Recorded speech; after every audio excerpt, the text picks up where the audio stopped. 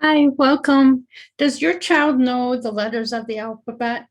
How about the sounds of each letter? Today, I am going to review each letter and the sound and a keyword that goes with each letter. Okay, so it's A, apple, A.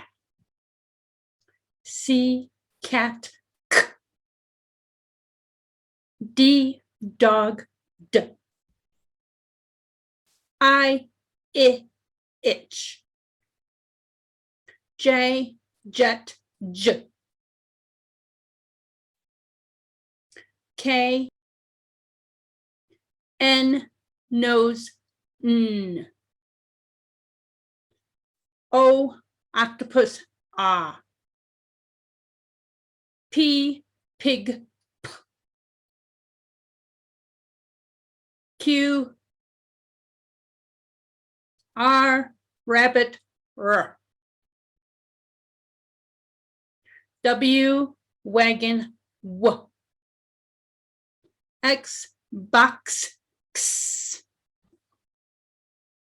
Y, yellow, Y.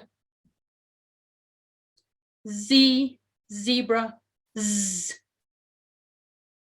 TH, thumb. SH, shoe, sh.